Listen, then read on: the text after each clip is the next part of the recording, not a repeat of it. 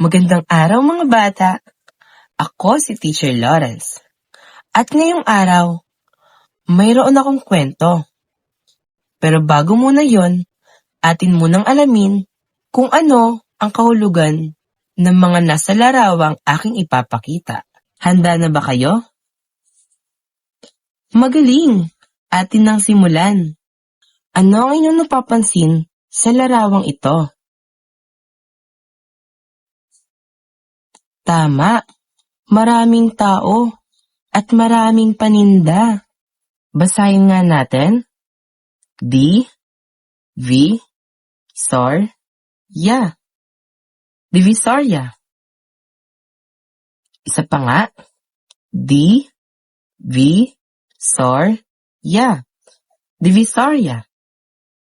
Sa sumunod na larawan, ano ang inyong napapansin? Tama. Ito ay makulay at ito ay lumilipad. Basahin nga natin. Saranggola. Saranggola. Magaling! Sa ikatlong larawan, ano ang inyong napapansin? Tama! Ito ay malaki. Aparador. Aparador. Magaling! Sa ikaapat na larawan, ano ang inyong napapansin? Tama! Ito ay may pares at makukulay.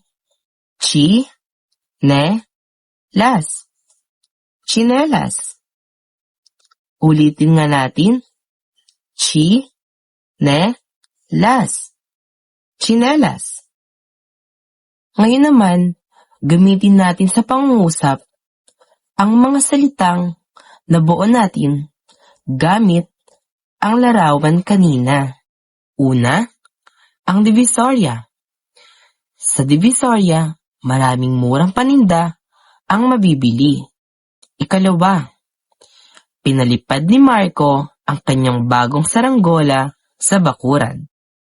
Gamitin naman natin ang salitang aparador. Nilinis ni Mama ang aparador at inayos ang mga damit sa loob. Gamitin naman natin ang tsinelas sa pangungusap. Nawawala ang isa sa aking mga tsinelas, kaya naghahanap ako sa sala. Ayan, sana'y naunawaan ninyo ang apat na mga salitang ating binigkas. Ngayon naman, bago tayo dumako sa ating kwento, meron akong ilang mga katanungan sa inyo. Nakakita na ba kayo ng tsinelas? Anong disenyo o kulay ng tsinelas ang inyong paborito? Ngayon, sa ating kwento, sino kaya ang mayroong dilaw na pares ng tsinelas? At ano kaya ang nangyari sa kanyang tsinelas? Yan ang ating aalamin sa kwentong pinamagatang Ako si Kaliwa at Ako si Kanan. Kwento ni Russell Molina at guhit ni Ibarra Crisostomo. Ako si Kaliwa, kapatid ko si Kanan. Hinubog kami mula sa iisang goma. Iisang aming itsura, magkasinggaan, magkasinlaki. Ako si Kanan, kapatid ko si Kaliwa. Sabay kaming binili ng nanay ni Carlos sa Divisoria. Iisang aming forma, magkakulay, magkasintibay. Saan nga uli nabili ng nanay ni Carlo ang si Kanan at si Kaliwa? Magaling! Maghapon ay naguunahan kami ni Kanan. Ako ang laging nauuna, kaya ako ang paborito ni Carlo. Sa tumbang preso, ako ang bida niyang pamato. Maghapon ay nakiiwanan kami ni Kaliwa. Ako ay hindi nahuli, kaya ako ang paborito ni Carlo. Sa karera sa sapa, ako ang bangkang pambato. Sino nga uli ang bangkang pambato? Mahusay. Ako. Ako talaga ang paborito niya. Ayaw ko si Kanan. Sana'y di ko na siya makasama. Ako. Ako talaga ang paborito niya. Ayaw ko si kaliwa. Sana'y di ko na siya makita. Isang umaga, pagkagising ko, ay narinig ko si Carlo. Nay, nakita po ba ninyo yung kanang tsinelas ko? Nawala na si kanan sa tabi ko. Tuwang-tuwa ako. Nakita ko si Carlo na paikot-ikot sa kwarto. Pinuntahan ng bawat sulok, silong, at kanto. Maghapong hinanap niya si kanan. Maghapong hindi niya ako sinuot. Maghapong hindi niya ako dinampot. Hindi kami naglaro ng tumbang preso. Mali pala ako. Si kanan pala ang kanyang paborito. At pagdating ng gabi, isinilid pa niya ako sa aparador ng mga pinaglumaang sapatos. Bakit ka nandito? Ang tanong ng matandang bota. Mukha ka pa namang matibay at may ibubuga. Nawawala ho kasi ang kapatid kong si kanan. Sino nga uli ang nagtanong kay kaliwa? Magaling. Ay, ganyan talaga. Ang sabi ng isang bakya. Ako rin nawala ng kapareha at ngayon nag-iisa. Di tuloy ako makaalis kahit na isang hakbang. Dito, nakapirme, nakatagot, nakalimutan. Nasaan na kaya si kanan? Bigla ko tuloy siyang hinanap.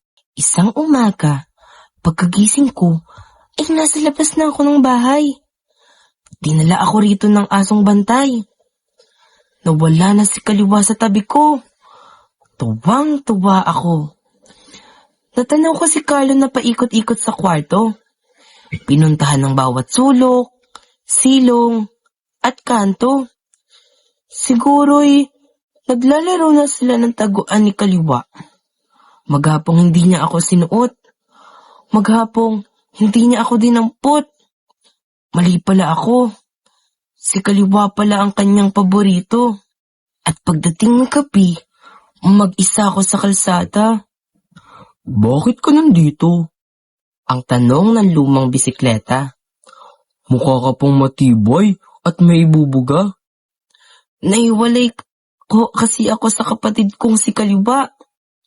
Ay, ganyan talaga, ang sabi niya. Ako rin nawala ng kapareha at ngayon nag-iisa. Di tuloy makalayo kahit na isang dipo. Dito, nakapirme, naiwan, at nakalimutan. Nasaan na kaya si kaliwa? Bigla ko tuloy siyang hinanap.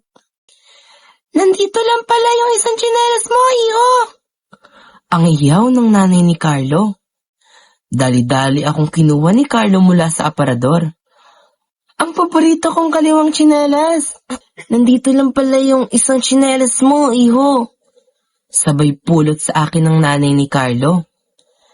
Dali-dali akong sinalubong ni Carlo sa labas. Ang paborito kong kanang tsinelas. Sino nga uli ang nakakita kay kanan at kaliwa? Magaling! Sa wakas ay magkasamang muli. Napatalon si Carlo sa tuwa. Sabay kami ni kanan na lumipad sa ere. Sa wakas ay magkasamang muli. Napatalon si Carlo sa tuwa. Sabay kami ni kaliwa na tumapak sa lupa. Buong umaga ay naglaro kami sa may sapa. Buong hapon ay nagpalipad ng saranggola. Sabay kami naglaro ng tumbang preso. Sabay kami namuhol ng mangga sa kanto.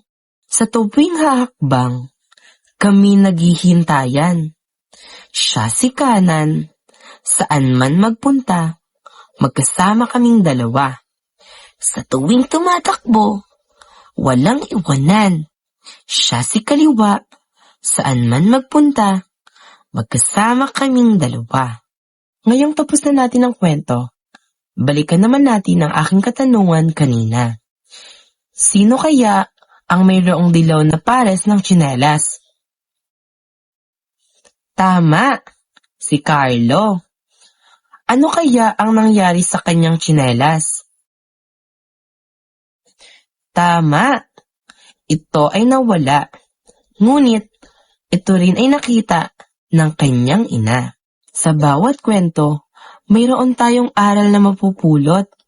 At ang pangunahing aral ng kwentong Ako si Kaliwa at Ako si Kanan ay mahalaga ang pag-unawa at pagtanggap sa pagkakaiba-iba ng pananaw at desisyon ng bawat isa upang maging maayos ang pakikitungo at pagtutulungan. Ngayong tapos na natin basahin ang kwentong Ako si Kanan at Ako si Kaliwa, may inihanda ako activity. Una, narito ang mga linyang mga binanggit ni kanan at kaliwa. Ang inyong gagawin ay isulat ang salitang kanan sa linya bago ang numero kung ang linyang nabanggit ay linya ni kanan, samantalang isulat ang kaliwa kung ang linya ni kaliwa ang nabanggit. Maliwanag ba?